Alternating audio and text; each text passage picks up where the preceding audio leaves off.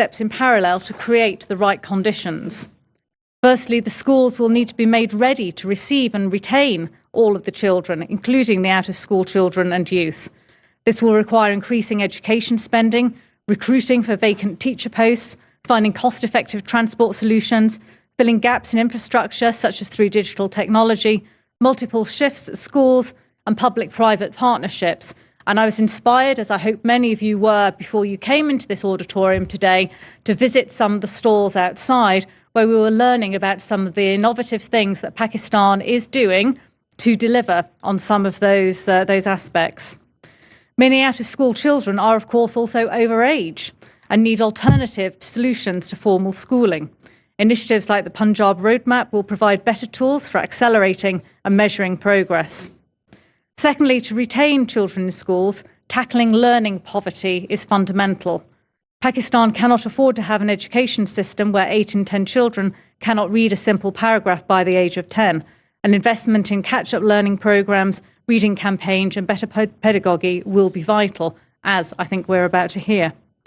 As your bilateral partners, Mr. Prime Minister, Chief Ministers, Education Ministers, we call on you to make a commitment to also take steps to ensure that by 2030, every child is able to read and write by the age of 10.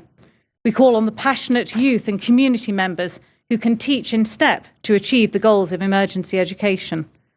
Thirdly, I would like to stress that the highest performing education systems in the world are also the most inclusive. That is, they support the most disadvantaged students to learn. Girls, children living in poverty and conflict, those with a disability and those from religious minorities will need greater attention. And we can pay special attention to these groups in enrolment and learning campaigns. I'd like to congratulate you, Mr. Prime Minister, specifically for continuing to show your strong commitment to education for all, for which you are globally known. I'd also like to commend the Federal Minister, Dr. Khalid Maqbool Siddiqui, the Federal Secretary of Education, and his team for making this an excellent initiative with such passion. It is extremely vital for the federal tier to work together with the Chief Ministers, Provincial Education Ministers, and their teams to achieve the objectives of this education emergency.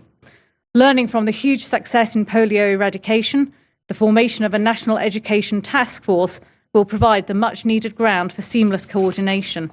We also urge for a more effective role for the Council of Common Interests to bring together the federating units. And to make the major impact required, we will all need to continue to pull in the same direction.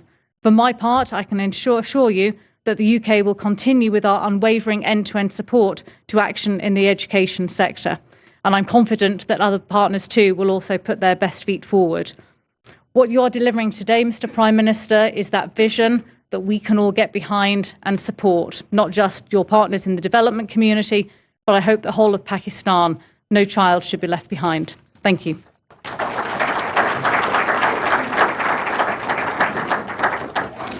Thank you very much, Excellency Jane Marriott.